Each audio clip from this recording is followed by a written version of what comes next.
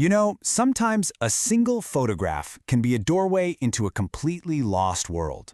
An entire history just captured in one silent moment, waiting for someone to come along and ask the right questions. Our story kicks off right here, with this really haunting image from 1912. What we're looking at is a once grand paddle steamer, stripped down, silent, just waiting for its final end at a wharf in Llanerchymor, a little corner of North Wales. It's truly a ghost of a ship in a place that time has, let's be honest, mostly forgotten. And that, right there, is our mystery. This wasn't just any old boat. This was a proud vessel at the very end of a long life. So who was she? And what can her final resting place tell us about the world she came from? Okay, so to solve the first part of this puzzle, our ghost ship needs a name.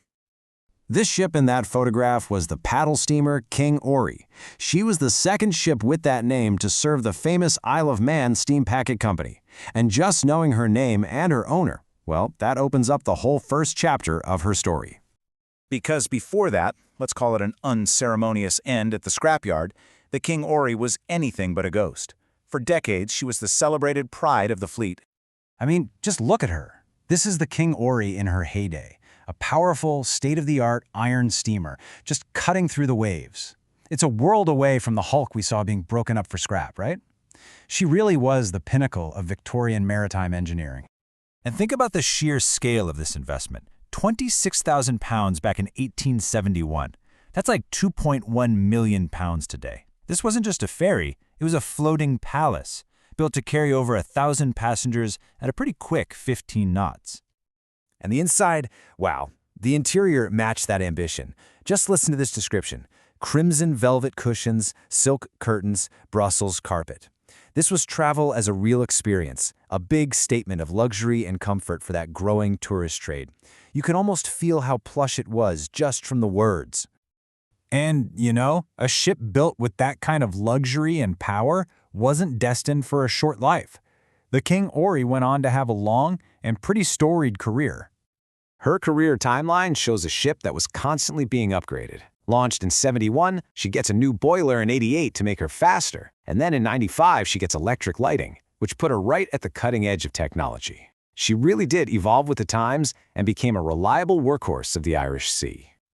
So the crucial takeaway here is this number, 41.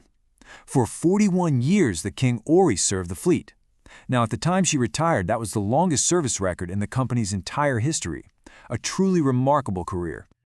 But that's only half our mystery solved. We know the ship now, but what about the place?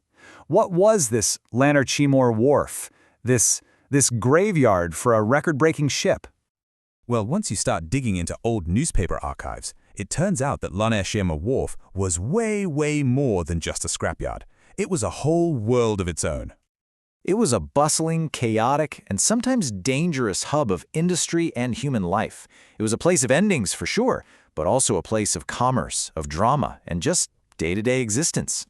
The archives really show these two different sides of the wharf. On the one hand, you find these clipped little ads for scrap metal and industrial parts, and on the other, these dramatic headlines like Survivor's Thrilling Story. It was a place of business and a place of human drama, just existing side by side. The newspapers are just filled with the hum of business. Everything was for sale. Steam fire engines, hundreds of steel water tanks, even blankets from the ships that were being taken apart. It was this massive, non-stop industrial marketplace. But right under that commercial surface was this current of human stories. Tragedies, like drownings and mysterious accidents, they were pretty common.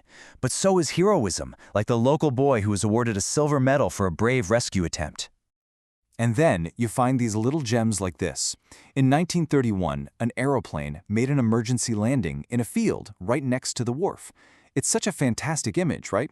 The old world of steamships meeting the brand new age of aviation, right there on the Welsh coast. So, what does this all tell us?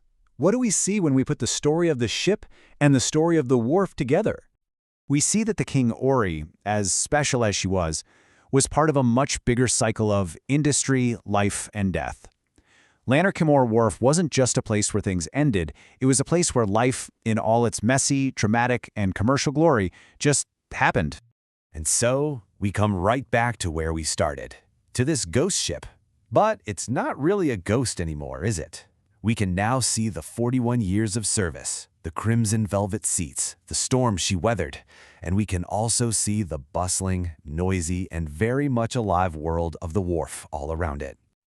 That one photograph contained all of this.